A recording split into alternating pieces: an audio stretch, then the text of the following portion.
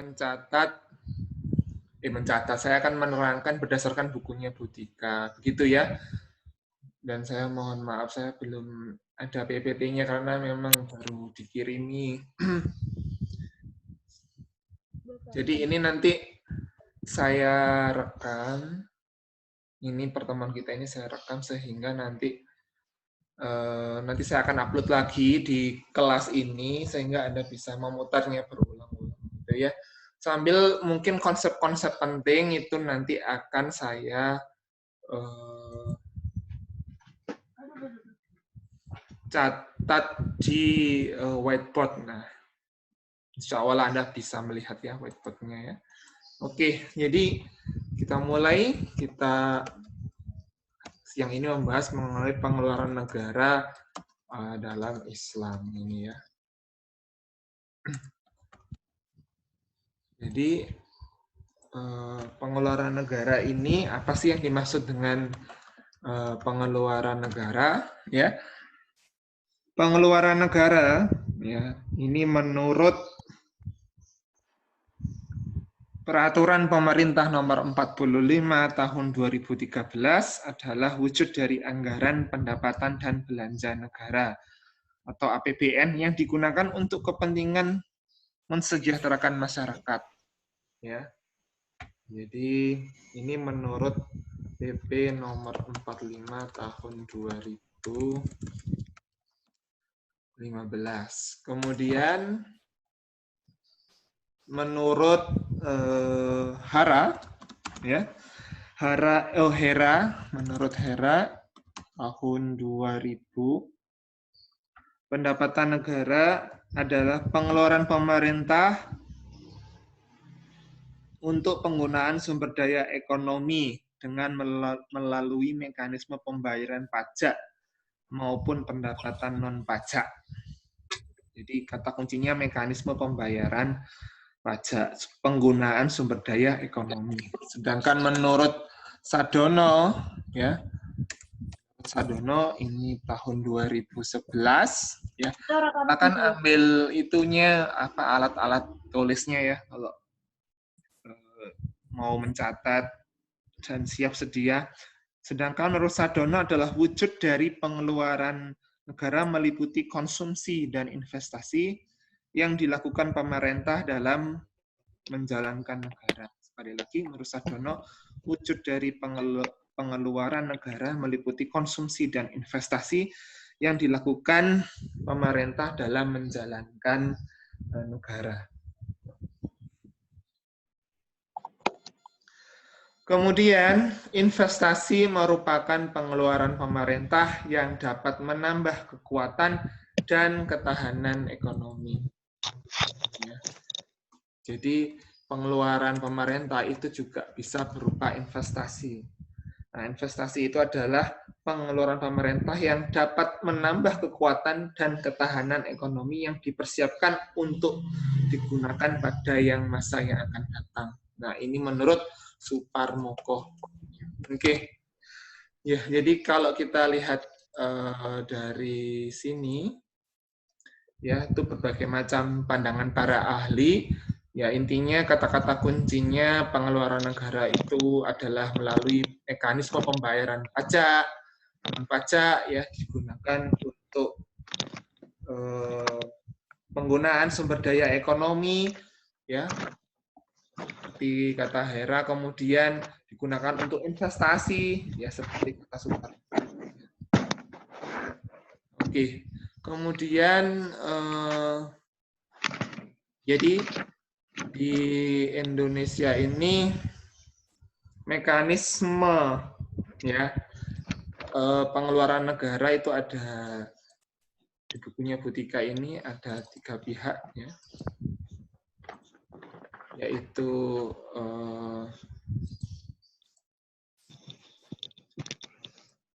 ini kok gambar. Oke.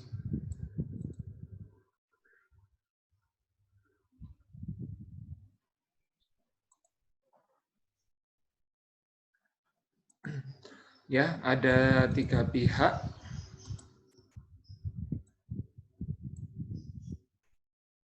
Nah, ini ya. Nah, jadi yang ini adalah presiden. Nah, ini kalau di perusahaan itu biasanya disetarakan dengan CEO. Kemudian di sini ada menteri teknis, atau disebut kalau dalam perusahaan ada COD. Kemudian ada menteri keuangan di sini. Nah, di sini menteri keuangan, CFO. Ya, CEO ini kan pemimpin tertinggi ya, komander utama. Kemudian kalau menteri keuangan, nah ini adalah pihak yang diberi kekuasaan atau wewenang oleh presiden sebagai pemimpin tertinggi untuk mengatur sumber daya pendapatan untuk dibagi kepada seluruh stakeholder atau kepada seluruh masyarakat. Dan menteri teknis ini adalah pengguna, ya. Jadi pengguna APBN, ya, bisa menteri kesehatan, bisa menteri lingkungan hidup, menteri BUMN, menteri peranan wanita dan sebagainya. Dan menteri teknis ini bertanggung jawab untuk melaksanakan sesuai dengan anggaran. Jadi dia harus punya akuntabilitas gitu ya, punya laporan yang bisa dipertanggungjawabkan untuk apa sih anggaran yang sudah diberi dan untuk penggunaannya untuk apa saja dan apakah itu betul, ya. Jadi ini mekanisme di negara kita seperti ini. Jadi ini merupakan sistem check and balances, ya. Check and balances supaya tidak terjadi penyelewengan, atau supaya tidak terjadi korupsi gitu ya. Oh, sudah dikasih begini saja masih korupsi ya. Nah, belum lagi ada DPR dan sebagainya, ya. Nah, kemudian clear ya. Nah, itu nah, jadi sekarang adalah fungsi Menteri Keuangan, ya.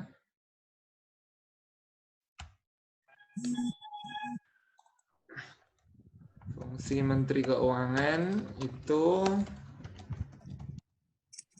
ada fungsi pengelolaan kebijakan fiskal,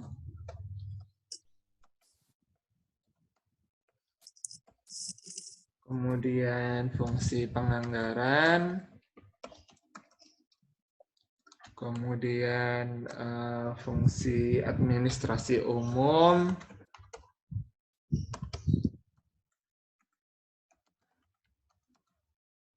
administrasi perpajakan, kemudian pembendaharaan, ya, kemudian pengawasan.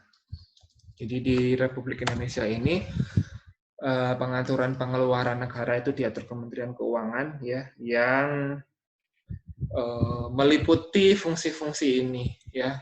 Kebijakan fiskal berarti kebijakan terkait dengan anggaran pendapatan belanja negara, kemudian penganggaran berarti budgeting, ya, merencanakan anggaran di suatu waktu untuk digunakan di masa depan, kemudian administrasi umum, ya, dokumentasi, pelaporan, perpajakan, pembenahan, dan pengawasan keuangan. Nah, selain itu ada juga di sini disinggung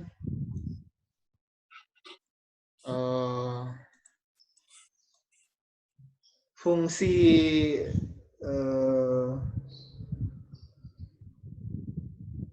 kebijakan fiskal, ya. Fungsi kebijakan fiskal di sini yaitu yang pertama adalah pembiayaan fungsional. Pembiayaan fungsional ini adalah kebijakan yang dengan melakukan penyusunan anggaran negara melalui penentuan biaya atau anggaran yang digunakan oleh pemerintah. Pembiayaan ini tidak berpengaruh langsung terhadap pendapatan nasional. Tujuan pembiayaan fungsional adalah meningkatkan kesempatan kerja. Nah, itu ya kuncinya. Tujuannya adalah meningkatkan kesempatan kerja. Hal yang harus dilakukan oleh pemerintah dalam pembiayaan fungsional adalah pajak tidak hanya sebagai penerimaan negara, melainkan juga sebagai alat pengatur sektor swasta. Ya, gitu. Apabila terjadi inflasi yang berlebihan, sistem yang digunakan pemerintah adalah dengan melakukan kebijakan tight money policy, ya, yaitu menarik peredaran uang yang beredar dengan cara membatasi pinjaman pada sektor perbankan. Ya, gitu. Jadi ini fungsional, pembiayaan fungsional ini intinya ya, dia tidak berpengaruh terhadap pendapatan nasional, tetapi dia mendorong kesempatan kerja, gitu ya. Kemudian yang kedua adalah fungsi kebijakan fiskal yang kedua adalah pengelolaan anggaran. Ya, pengelolaan anggaran itu adalah pembelanjaan fungsional karena setiap pengelolaan pemerintah, perpajakan dan pinjaman bertujuan mencapai kestabilan ekonomi. Ya, pendekatan pengelolaan anggaran memiliki hubungan langsung dengan pengeluaran pemerintah dan perpajakan. Jadi kebijakan ini digunakan saat ekonomi dalam kondisi lesu, depresi, ya, untuk mempertahankan anggaran belanja yang seimbang tanpa adanya defisit anggaran. Hal ini juga dilakukan untuk menjaga tingkat inflasi. Kelebihan pada pendekatan ini adalah pinjaman pemerintah dapat dikendalikan bahkan tidak akan meningkat. Ya, jadi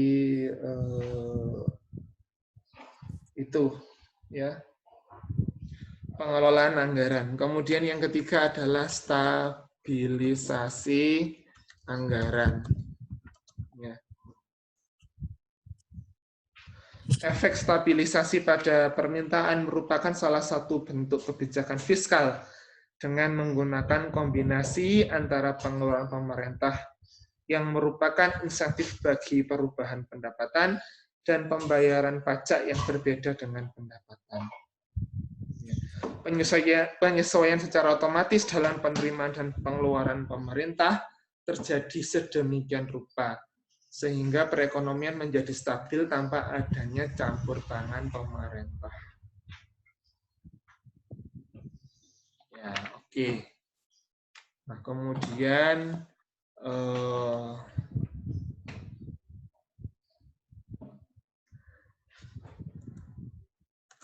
adalah anggaran belanja seimbang. Ya, ini. Oke. Saya salah sedikit, mohon maaf. Ini tuh bukan fungsi kebijakan fiskal, tapi macam atau jenis kebijakan fiskal. Ya.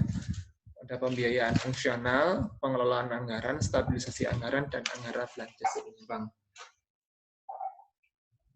Nah, anggaran belanja seimbang adalah merupakan modifikasi dari pembelanjaan atas dasar anggaran yang disesuaikan dengan keadaan. Ya. Anggaran belanja seimbang, ya, ya ini berarti antara surplus antara pemasukan dan pengeluaran ini sama, ya. Oke, kemudian lanjut lagi, ya, yaitu apa fungsi pemerintah, ya, pemerintah dalam ekonomi. Fungsi pemerintah dalam ekonomi yaitu ada 3, yaitu alokasi, kemudian distribusi, dan kemudian stabilisasi, ya. Stabilisasi. Ya, oke.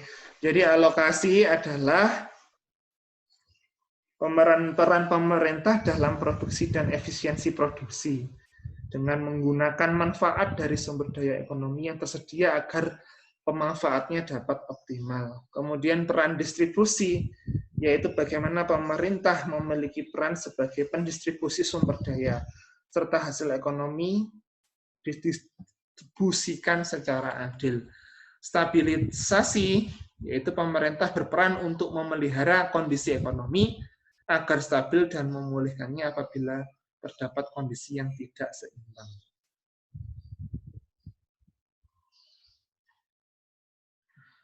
Ya, itu ya. Nah, ini dalam konteks ekonomi konvensional seperti ini, ya. Jadi kita sudah bahas tadi fungsi Menteri Keuangan, fungsi pemerintah dalam ekonomi, macam kebijakan fiskal, ya. Kemudian kita lanjut ya kepada sekarang pengeluaran negara dalam perspektif Islam. Ya. Pengeluaran negara dalam perspektif Islam ini dipengaruhi oleh fungsi negara Islam itu sendiri. Ya, jadi fungsi negara dalam Islam itu apa? Yaitu memenuhi kesejahteraan, kemudian memenuhi kebutuhan sosial, kemudian memenuhi pendidikan, kemudian penelitian, kemudian infrastruktur, ya, kemudian pertahanan, keamanan, dan dakwah Islam. Jadi ini fungsi pengeluaran negara dalam perspektif Islam itu mengikuti fungsi negara dalam Islam. Jadi pengeluaran negara Islam itu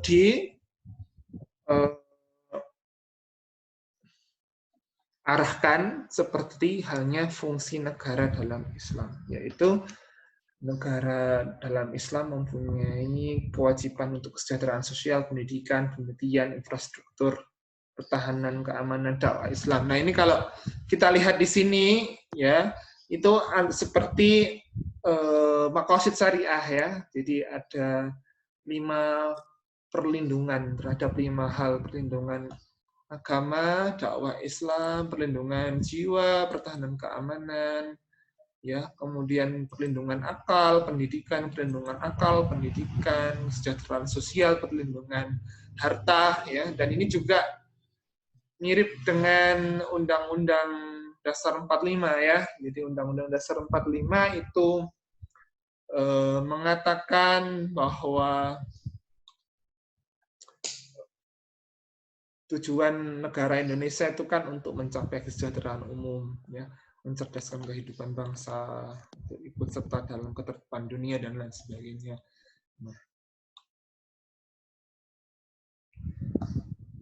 kebijakan fiskal merupakan dalam Islam merupakan kewajiban, ya, kewajiban atau wajib, ya, karena ini untuk memenuhi kebutuhan hidup orang banyak, ya. Jadi ini hukumnya wajib. Negara Islam itu mengatur kebijakan fiskalnya. Ya. Kalau tidak, maka ada mudarat yang lebih besar, ya, yaitu keselamatan rakyat dan bangsa itu sendiri terancam. Oke, jadi tokoh-tokoh siapa yang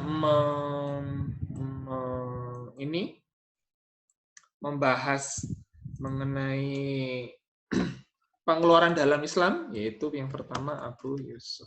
Ya. Kemudian yang kedua itu ada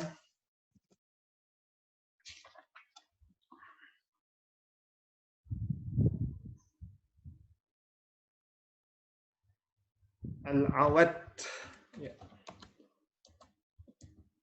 Ya, jadi Abu Yusuf seperti kita tahu dalam kitabnya Al-Kharaj itu beliau membahas mengenai banyak sumber-sumber pendapatan negara, tapi kali ini kita tidak membahas mengenai itu ya. Kali ini kita membahas mengenai pengeluaran negara. Oke, jadi apa? Dalam kitab Al-Kharaj ini, Abu Yusuf menuliskan apa sih pengeluaran negara dalam Islam? Ya, oke, merah aja ya, biar jelas. Oke, dalam kitab Al-Kharaj-nya ditulis di sini pengeluarannya untuk gaji ASN ya, atau aparatur sipil negara atau pegawai negeri sipil gitu ya. Kemudian untuk hakim. Kemudian untuk pengelola pajak. Ya. Kemudian untuk Hankam, pertahanan keamanan ya, militer. Kemudian untuk irigasi. Ya. Kemudian untuk saluran air. Emangnya apa bedanya Pak irigasi sama saluran air? Ya, irigasi itu khusus untuk masalah pertanian ya. Kalau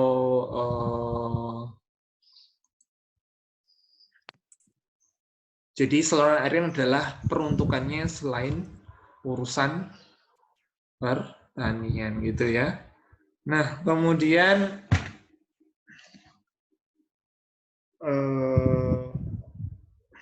apalagi di sini fasilitas narapidana. Ya, ini. Fasilitas narapidana. Ya. Ini juga termasuk pengeluaran negara. Oke, kita bahas satu-satu ya, mulai dari gaji ASN, aparatur sipil negara, atau gaji pegawai, atau belanja pegawai. Sistem penggajian pegawai mempunyai porsi yang cukup besar pada anggaran pengeluaran pemerintah atau anggaran belanja negara. Porsi yang besar memberi dampak yang signifikan pada anggaran belanja suatu negara. Kebijakan kepegawaian mempunyai hubungan dengan kebijakan pada pemberian gaji, baik pada tingkatan maupun strukturnya. Pengeluaran gaji pegawai ditentukan oleh dua komponen, yaitu jumlah pegawai dan tingkat gaji. Adanya seleksi terhadap aparatur sipil negara terkadang belum tentu menunjukkan kebutuhan yang efisien untuk negara. Pada beberapa negara, terutama yang memiliki jumlah masyarakat yang relatif banyak, ya, kebijakan kepegawaian pemerintahan terkadang menjadi suatu dari bagian dari kebijakan tenaga kerja nasional. Ya, okay. Jadi gaji ASN itu biasanya menempati porsi yang terbesar dalam kebijakan fiskal suatu negara. Karena kan penyelenggaraan negara itu bagaimana kalau tidak ada pegawai pemerintah ya, penyelenggaraan negara pasti harus mempunyai sumber daya manusia ya. Dan tidak bisa ditunda kan, penyelenggaraan negara itu kan harus dilakukan dengan segera ya. Jadi ini porsi yang pertama. Kemudian kita bahas lagi yaitu pertahanan militer. Belanja kebutuhan militer atau Hankam atau anggaran pertahanan merupakan cara untuk mempertahankan kualitas angkatan bersenjata dalam mempertahankan negara. Anggaran militer sering merefleksikan kuat tidaknya pertahanan suatu negara terhadap ancaman dari pihak lain. Anggaran belanja militer juga dapat sebagai gambaran dalam pengeluaran belanja militer tahun berikutnya. Besarnya anggaran militer suatu negara mencerminkan kemampuan suatu negara untuk memberi dana kegiatan militernya. Kondisi ekonomi dan kesediaan pemerintah atau rakyat untuk mendanai kegiatan militer merupakan faktor yang harus diperhatikan saat merancang anggaran yang diperlukan untuk belanja militer. Pengeluaran untuk penegakan hukum dalam negeri dan tunjangan bagi veteran perang umumnya tidak tergolong dalam pengeluaran militer. Ya, jadi pertahanan militer itu bertujuan untuk bagaimana mempertahankan diri ya dari serangan luar negeri atau ancaman-ancaman dari dalam negeri yang dirasa bisa mengganggu dan menumbangkan negeri. Kemudian kita bahas mengenai proyek infrastruktur. Ya. Pembangunan infrastruktur dalam belanja negara menjadi penting dalam program penguatan ekonomi. Infrastruktur yang baik memerlukan perhatian yang khusus. Setidaknya terdapat 3 hal mendasar yang perlu mendapat perhatian, ya, yaitu penilaian yang dilakukan masyarakat terhadap proyek-proyek yang mendukung perekonomian. Kedua, melihat kesesuaian antara kondisi dan kapabilitas kelembagaan dari program investasi pemerintah.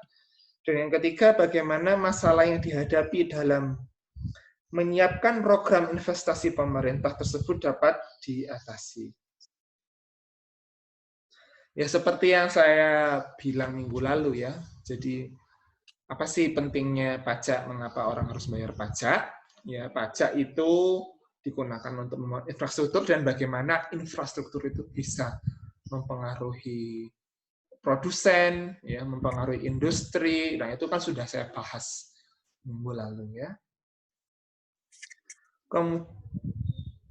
Kemudian pemenuhan kebutuhan dana masyarakat. Ya.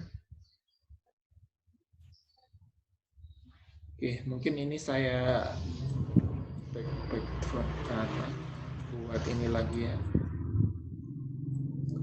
Jadi kelompok ini kelompok pengeluaran negara.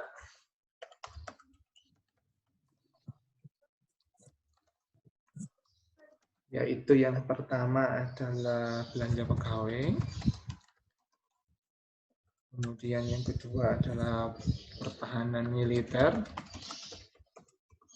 Kemudian infrastruktur.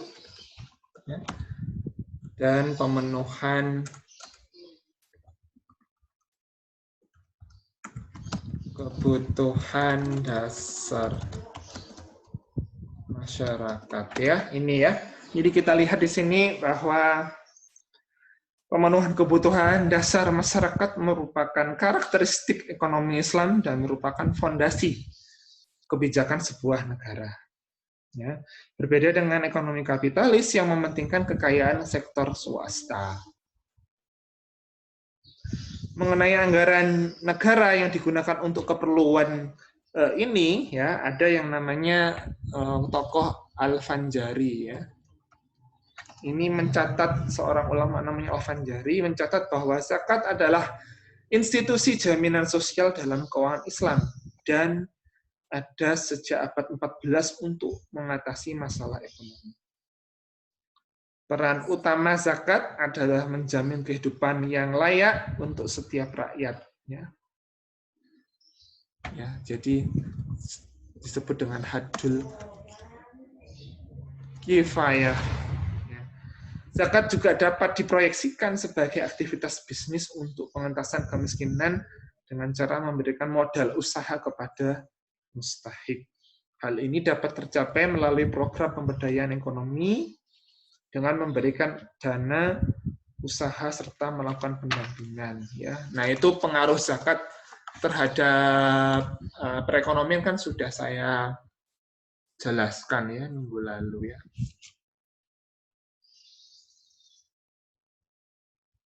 Nah, oke. Kemudian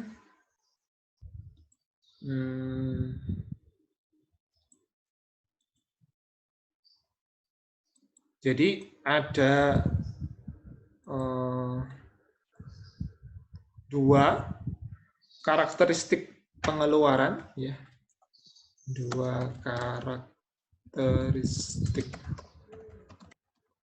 pengeluaran dalam Islam, yaitu yang terikat dan tidak terikat.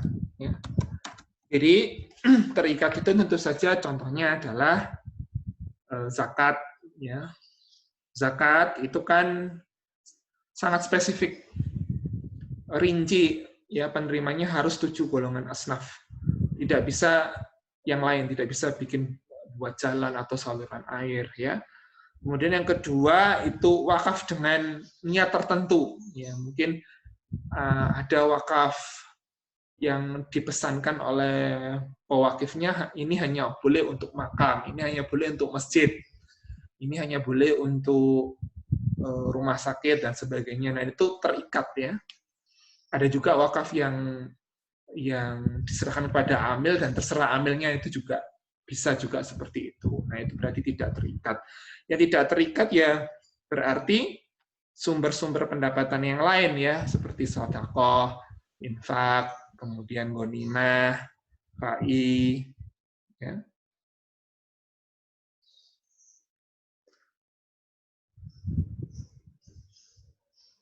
Nah, ini di sini dikatakan khusus fa'i, ya. Fa'i ini adalah termasuk hak baitul mal, ya. Jadi hak baitul mal artinya fa'i ini pengumpulan dan pendistribusiannya ini dikelola oleh negara atau kekhalifahan atau khalifah, ya. Nah, itu ada catatan khusus di sini. Sedangkan ghanimah, nah itu ghanimah itu juga dia khusus, ya, yaitu kepada yang berperang, itu harus dikasih, ya, kepada pasukan yang berperang.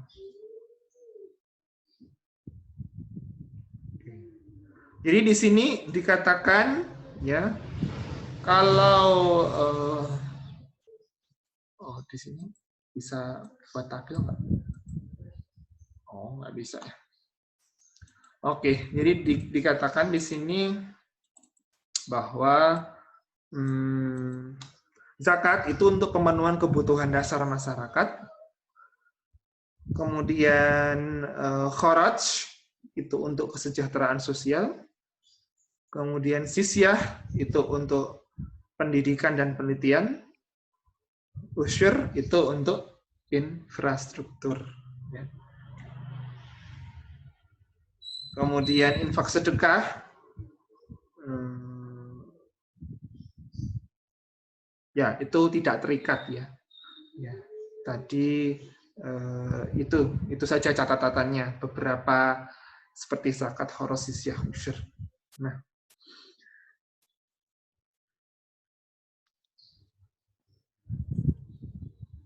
karakteristik belanja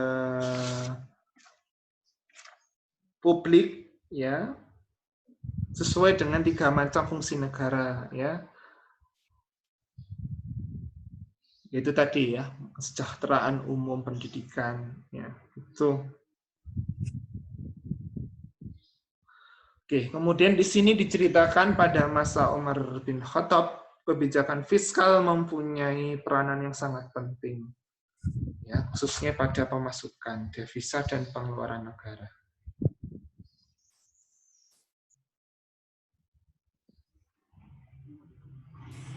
Nah, pada masa Umar ini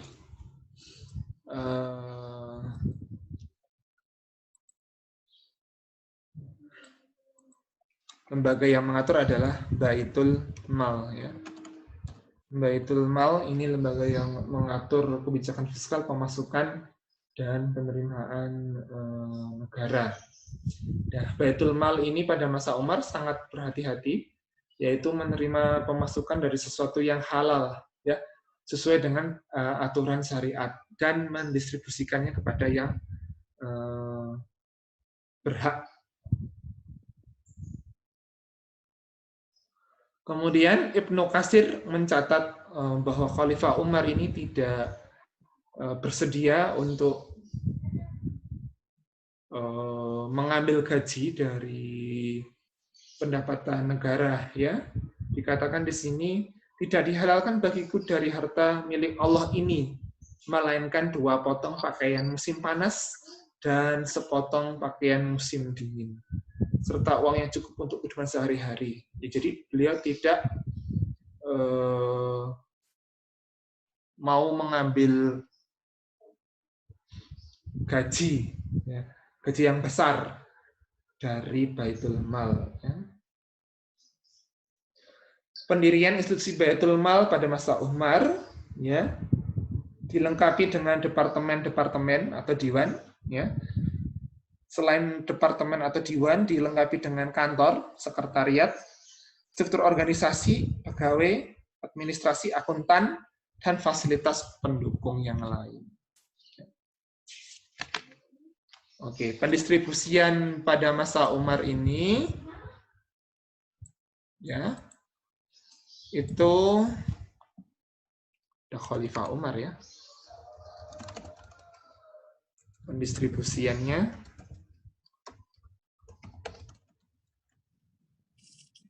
yang pertama adalah pendistribusian zakat, ya. Kemudian jadi orang yang fakir miskin, ya, atau du'afa ini diberikan zakat sehingga mereka terhindar dari kesulitan ekonomi dan memberikan kecukupan. Selain kaum du'afa, juga orang yang sakit, ya, orang yang tidak mampu dan sakit juga memberi diberikan zakat oleh negara. Kemudian di sini diceritakan kaum Nasrani atau ahli kitab yang miskin itu tidak diberikan zakat tetapi dibebaskan membayar jizyah.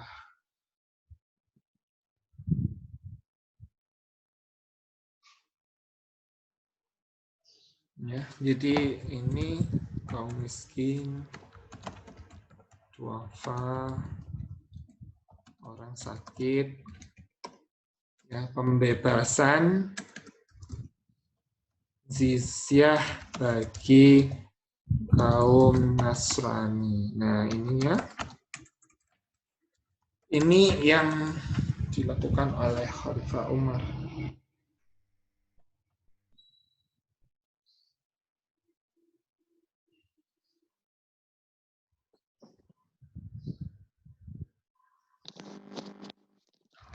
Kemudian ini juga yang menarik bagi mu'alaf. Namun mu'alaf ini hanya sementara, ya. Jadi tidak berlangsung selamanya. Bila kondisi mu'alaf itu sudah baik, ya, maka itu Umar menghentikan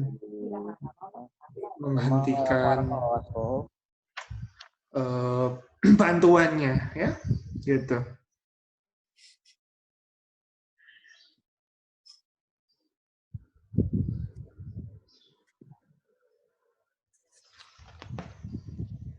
Oke, kemudian nomor 2 adalah pendistribusian jizyah kharaj dan usyur. Nah, ini untuk gaji khalifah, ya.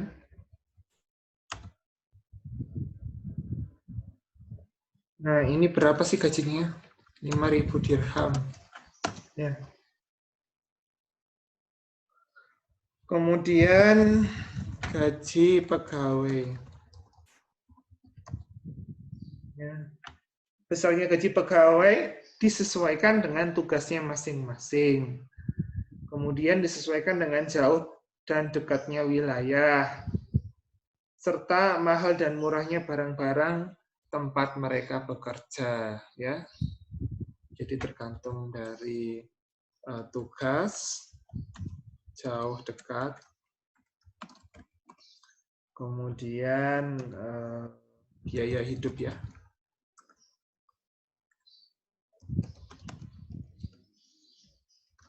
Kemudian yang ketiga yaitu gaji tentara. Ya. Gaji tentara. Nah, gaji tentara. Nah, ini di masa Umar, ya, yaitu nasab dengan Nabi ini menjadi pertimbangan. Artinya, kalau masih ada keturunan dengan Nabi atau keluarga Nabi, ini menjadi lebih tinggi. Ya. Kemudian orang yang masuk Islam lebih dahulu, ini juga gajinya lebih tinggi daripada yang lain. Ya.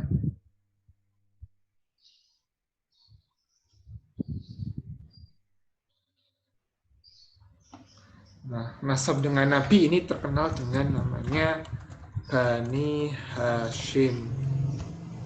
Ya, Bani Hashim atau keluarga Bani Hashim, keluarga Nabi. Yang meliputi ya paman istri-istri Nabi. Ya, mungkin Khalifah memiliki pertimbangan bahwa ini adalah sahabat Nabi yang dari awal ini ya, dari awal perjuangan dakwah di periode Mekah, di periode Madinah, nah ikut serta berjuang di masa Nabi di mana Islam masih belum lahir, masih berkembang, masih dalam dulu pada awal mulanya mengalami banyak mara bahaya dan kesulitan. Ini merupakan balas jasa. Ya. Kemudian yang ketiga adalah harta rampasan perang. Ya. Distribusi harta rampasan perang.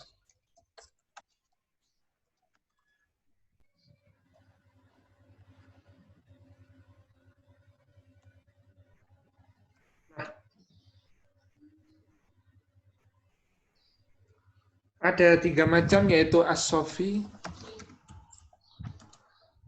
yaitu pemimpin,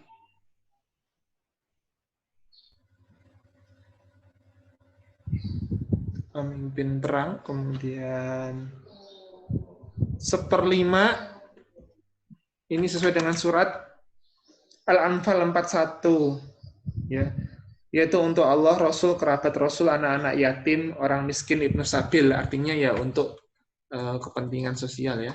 Allah, Rasul, anak-anak yatim, orang miskin, kerabat Rasul. 4/5 untuk pasukan, tidak ada lagi. Ya.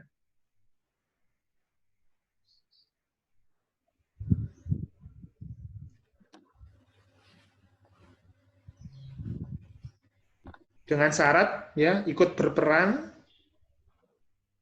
kemudian dia adalah orang yang merdeka, bukan budak. Ya. Jika dia budak maka dan ikut perang, maka ghanimahnya ikut majikannya. Gitu. Kemudian ghanimah ini diberikan kepada orang yang dewasa. Ya. Jadi dewasa, merdeka, bukan budak, ya ikut perang.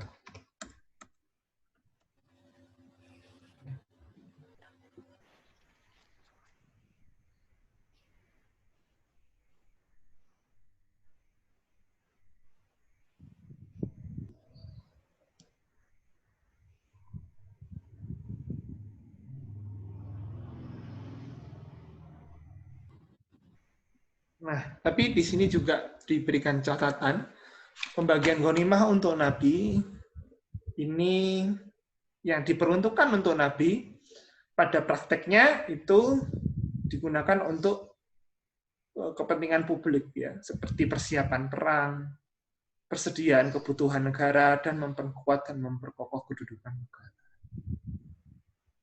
Ya. Oke. Nah, ini adalah distribusi pengeluaran negara pada masa Umar. Ya, gitu.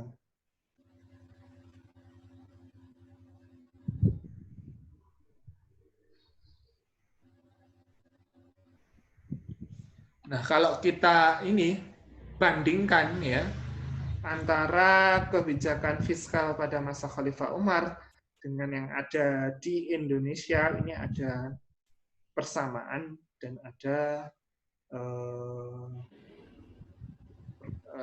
perbedaannya. Perbedaannya tentu saja kalau Khalifah Umar berdasarkan Al-Quran dan Sunnah ya 100%. Kalau di Indonesia ini percampuran antara kapitalisme dan sosialisme, dan kita juga punya ini ya Pancasila ya gitu.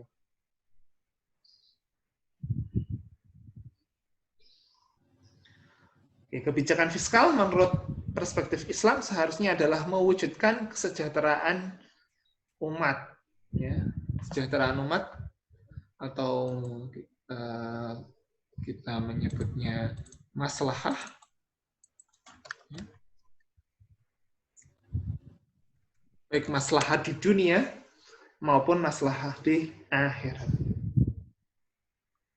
Maka dari itu kesejahteraannya tidak hanya bersifat material, tapi juga spiritual. Spiritual. Nah, itu ya.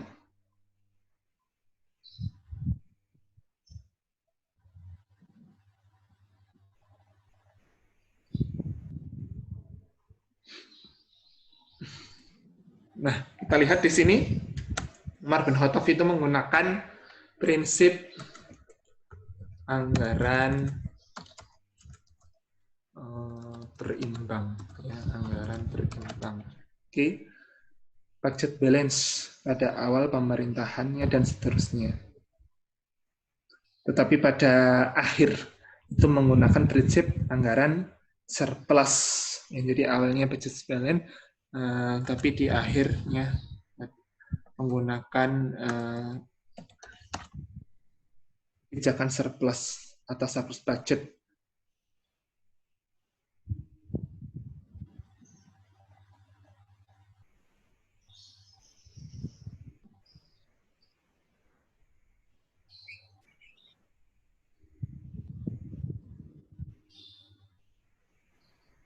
Oke, mari kita lihat perbedaan yang lain dari masa Umar dan Indonesia ya. Oke, kita lihat dari sisi penerimaan.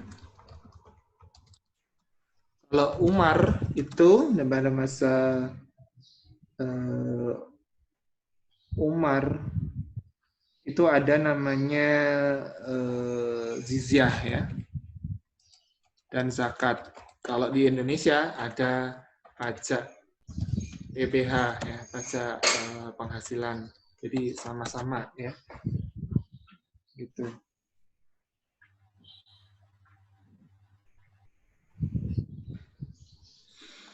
Selain jizyah dan zakat, Umar ini juga menarik user ya.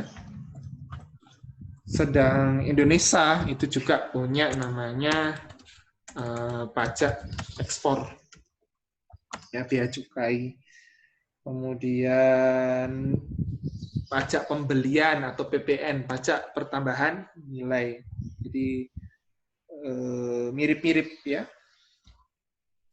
Kemudian dari sisi belanja ya. Kalau dari sisi belanja, apa sih perbedaannya pada masa Umar sama Indonesia ini? Nah, kalau pada masa Umar, ya pengeluarannya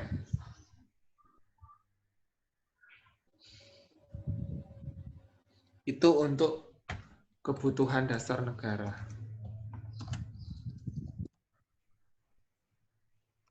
Dan untuk mustahik zakat ini ya. Kemudian kalau di Indonesia bagaimana? Kalau di Indonesia, nah itu ada namanya Indonesia ini belanja Umar.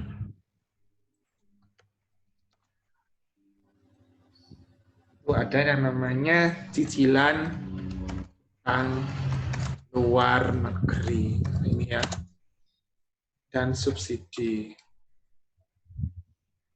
Nah, ini perbedaannya ya.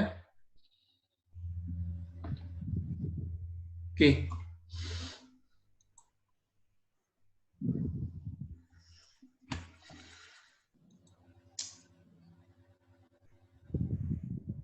Nah, tadi sudah kita bahas mengenai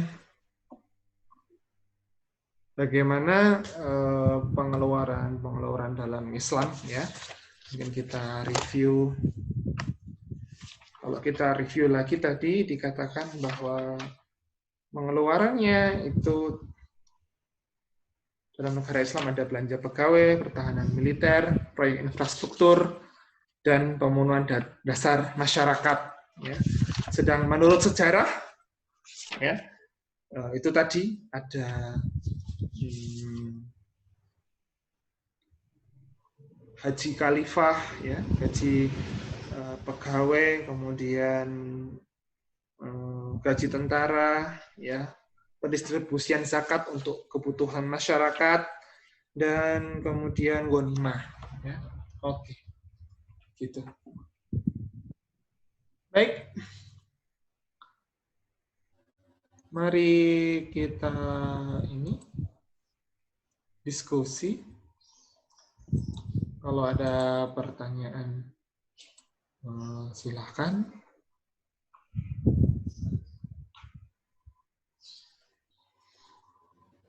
Baik, silakan ditampilkan webcamnya supaya saya tahu ya wajah Anda.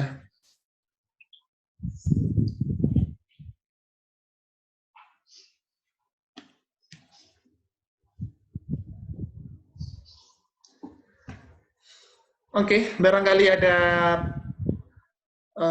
pertanyaan untuk saya berkenaan dengan ini ya, semoga bisa difahami. Oke, yang sudah nampak ini Abdul Manat, kemudian Agung, Ibnu Zauzi, Arik, Asep, Olivia, Nikma. Wah, ini memang benar ya kalau pakai Zoom Edu ini tidak ada kendala yang berarti ya, gitu ya. Karena ini yang nggak gratisan, ini berbayar. Ada siapa? Dias. Oke. Amalia. Nah, Amalia sama siapa itu? Belakangnya itu. Hanif.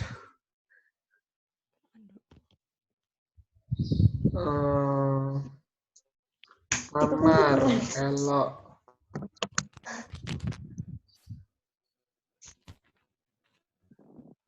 Pak. Ya, iya, ngabseni satu-satu Saya mau gini. bertanya, boleh Pak?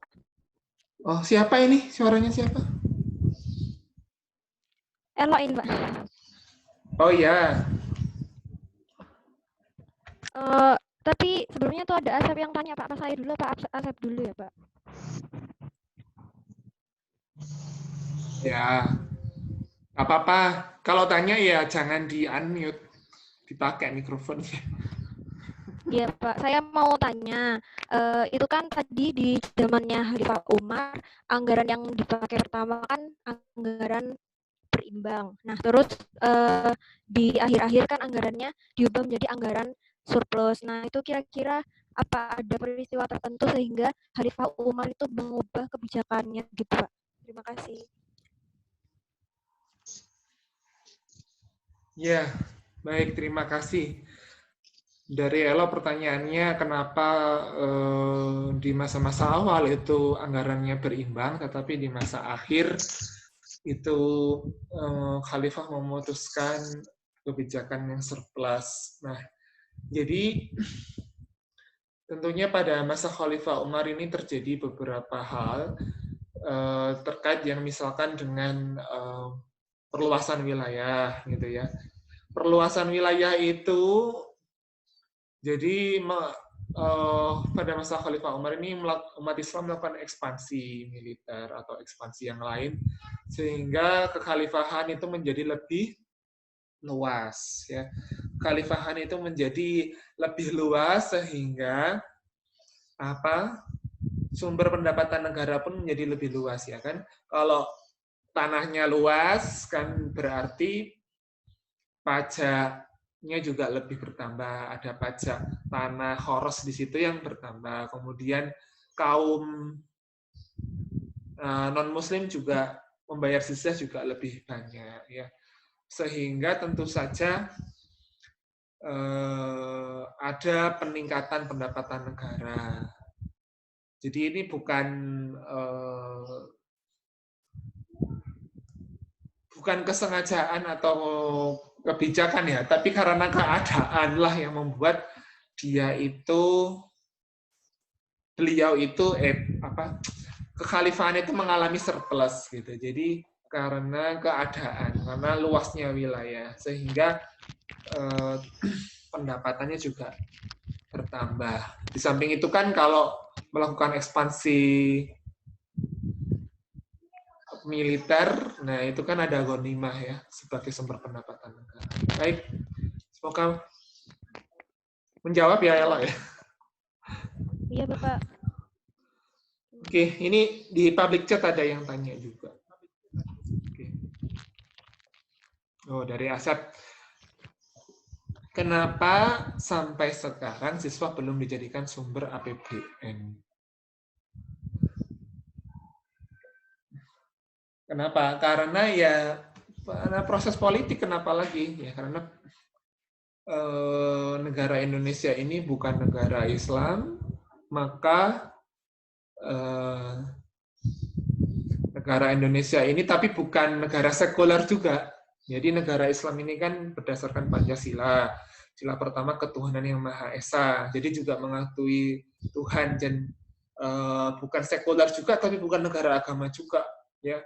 Maka tentu saja kalau kalangan politisi Islam itu tentu saja sudah memperjuangkan ya agar supaya zakat, infak, sedekah itu menjadi sumber pendapatan negara ya. Tapi kan anggota DPR kita kan isinya macam-macam ya kan. Ada yang isinya ya orang sekuler atau orang yang punya pandangan memisahkan antara agama dengan dunia, agama dengan politik harus dipisah. Itu masih banyak kan. Bahkan pada daerah ini kan mereka yang berkuasa. Jadi kan negara Indonesia ini kan negara hukum. Jadi semuanya itu berdasarkan hukum. Nah, hukum itu yang membuat siapa? Ya DPR RI, MPR RI. Nah, itu isinya kan macam-macam, nggak hanya umat Islam saja. Ada orang sekuler, ada orang non-Islam juga, ya ada orang yang ekonomi liberal gitu ya. Jadi ya itu isunya adalah proses politik. Nah, kemudian yang kedua mungkin analisa saya, penyelenggaraan negara itu kan tidak bisa ditunda, ya Sep ya. Atau militer itu kan nggak bisa ditunda, ya kan gaji tentara nggak bisa ditunda. Lah kalau zakat itu kan bayarnya kan setahun sekali, ya kan? Bayarnya kan setahun sekali, padahal kan polisi harus digaji, tentara harus digaji setiap bulan, ya kan? Untuk mereka mau piket untuk menjaga NKRI ini, untuk saya juga harus digaji setiap hari kan agar ngajar Anda.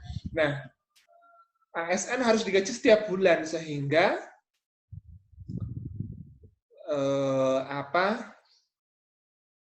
perlu suatu instrumen yang memaksa, ya kan?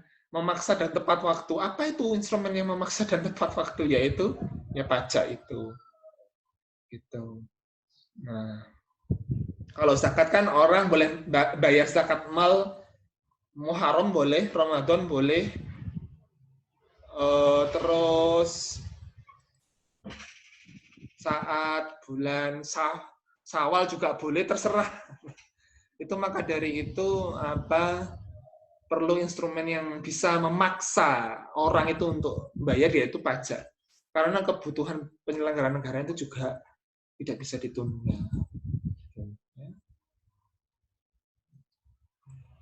Oke, saya rasa gitu. Semoga menjawab ya.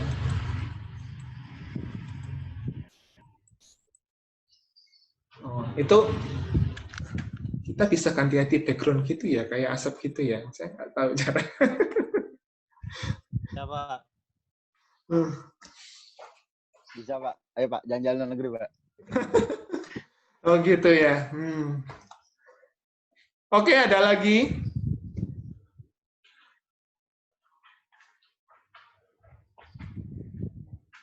Kenapa Asa? Ini Asa kayaknya ngomong.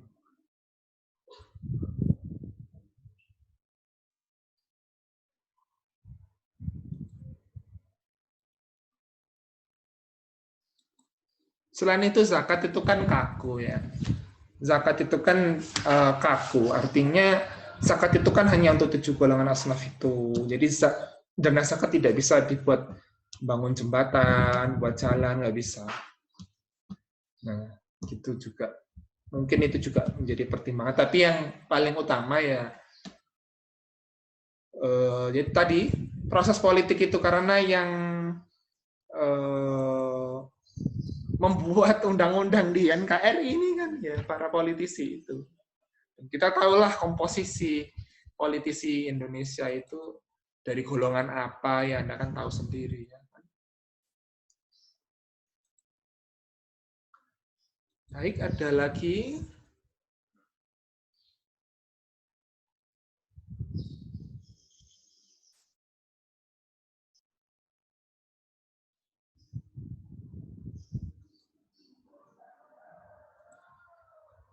BTW ini Anda apa berapa belanja pulsanya Anda berapa? Anda begini-begini ini keberatan apa Anda tahu sebetulnya? Lumayan menguras kuota, Pak. Ya, mau enggak mau, Pak, kita menyesuaikan saja. Oh, gitu. Nah, itu kan sudah ada program Tim itu. WiFi aman. Subsidi kuota. Belum turun, gitu. Pak. Menguras. Loh, katanya kan kalau mau aplikasi yang Aula, dapat itu 30 giga. Iya, pakai itu juga ini. Iya, Pak. Oke. Sep, ke London, Sep. Ganti. Ari.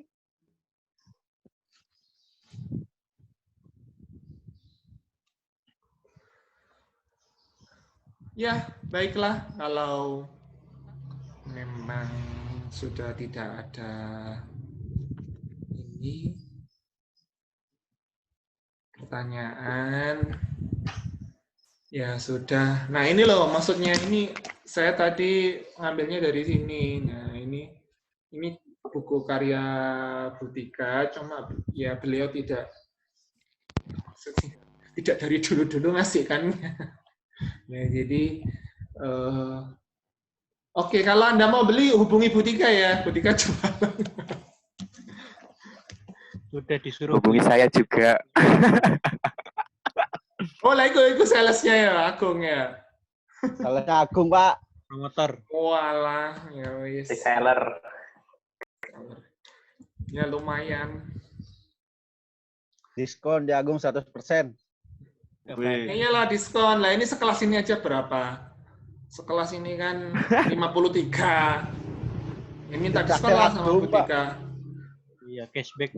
Cashback sama Agung, Pak, ditanggung Hanif Agung. Pak beli gak bayar-bayar. Astagfirullah, Nip. Ditanggung Agung, Pak, sebagian, Pak. Urusannya Agung pokoknya. Bisa aku.